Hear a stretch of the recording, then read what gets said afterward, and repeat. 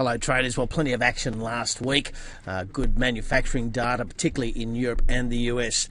Saw a general risk-on mode prevail over the course of the week, albeit with some steps backward. But the big turnaround by the end of the week was the support we saw for industrial commodities. Sure, the US dollar strengthened and US share markets made new all-time highs. We also saw European markets bounce back as it became clear that Catalan separatists in Spain were not pushing as hard for independence as might have been feared originally. And some signs there that the government and the people are pushing back on that independence movement was seen as a positive for the euro and for the European economy as a whole. But it was really the US that starred very strong reads on manufacturing and other activity within the economy, and also a good lead on the future, with durable goods orders in particular coming in at levels above expectations. And so we've seen that strength carry through into trading in the Asia Pacific region. Now, we had a bit of a quiet week in terms of volumes across this region, as many centres, including China mainland, were offline for autumn holidays. Also locally in Australia, there's school holidays in a number of the larger population states, and that meant volumes across the board were down in the Asia Pacific region, and especially so in Australia. All that resumes, or all that finishes today with school holidays over and most of the major centres coming back online today, including Hong Kong and Shanghai. So it should be more participation and more action. And so far the impulse in trading the Asia Pacific region remains positive, despite some wobbles, particularly for the Australian index last week. The start to trading this week is perhaps reflecting the full investor consensus, and at this stage that's positive for shares, positive for growth, and positive for industrial related commodities. So seeing that kick through, but there's plenty this week to keep traders interested. Turning to the calendar for the headlines, we can see that we've got industrial production data coming out in Germany tonight, and that'll lead through into a broad money supply read in China tomorrow. We'll also have industrial production data from the UK tomorrow night, and that'll lead us into important data out of Japan on Wednesday, where we'll see the manufacturing orders coming through month on month and year on year, as well as the corporate good price index. Now, the manufacturing orders for Japan will be important.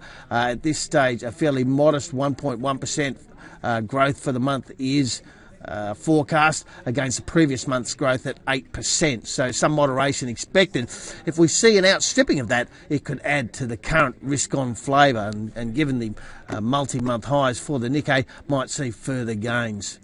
On Thursday, we'll see housing finance data here in Australia. That could be of particular interest given the political controversy and the controversy surrounding some bank share prices. Mortgage lending will be in the spotlight. We'll get a read there.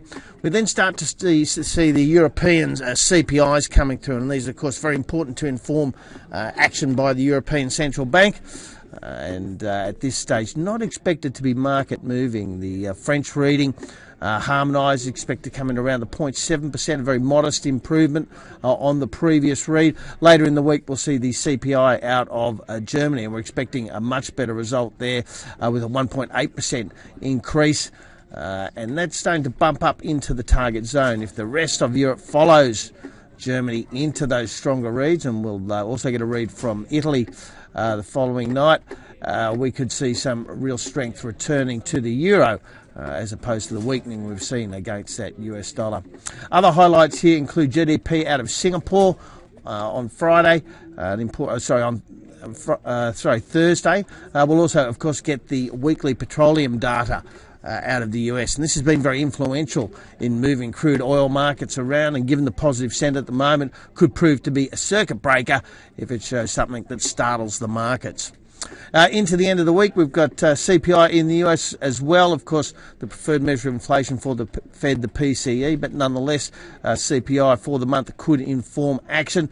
Perhaps more importantly, we'll see retail sales. Now, it's forecast there'll be a bounce back in those retail sales despite disruption from hurricanes. The forecast at this stage, a 0.4% bounce back. But US data at the moment is a little bit one-sided, because where we see weakness, commentators and analysts are quick to ascribe this to hurricane activity, whereas they're happy to buy strength. So just as we saw on Friday night with the non-farm payrolls, it came in well below expectations at a contraction of 33,000 jobs, the first time since 2011 that's occurred. the market didn't react overly in that it was able to see through it and call it weather related. And of course, had a strong number come through, markets would have been particularly impressed. So a little bit of one-sided action as we draw on the data from the months in the US that have been hurricane affected, but nonetheless, with more traders and more investors back at their desks this week, the potential for a pickup in volatility is clear.